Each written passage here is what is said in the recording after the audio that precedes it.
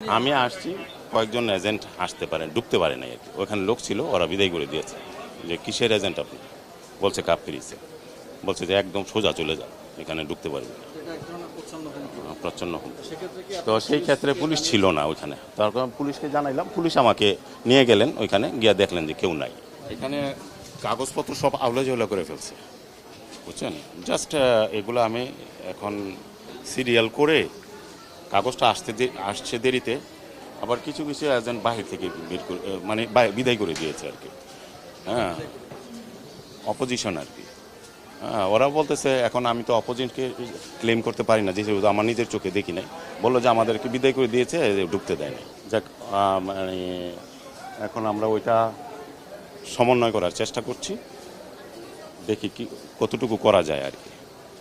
মনে করেন 10জন লোকের মধ্যে 5জন ঢুকতে পেরেছে, 5জন পারে নাই।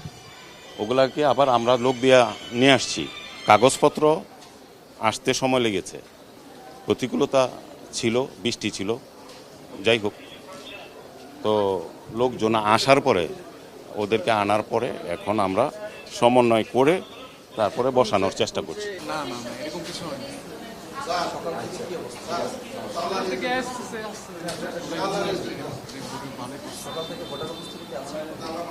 মোটামুটি তো হবে। বৃষ্টির কারণে একটু না, এরকম না, আসতেছে। আমার এখানে দেখলাম যে না, ভালোই আসছে, এখানে ভালোই আসতেছে।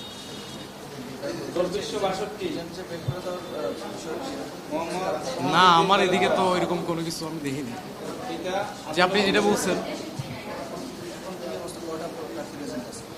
এখানে প্রাপ্তির এজেন্ট কয়টা আছে? এই যে 3জন এজেন্ট আছে, যারা যারা আসছে আমরা তাদেরকে অ্যাকসেপ্ট করছি। হ্যাঁ, এর বাইরে না, কেউ আসলে যারা আসছে তাদেরকে accept করছি।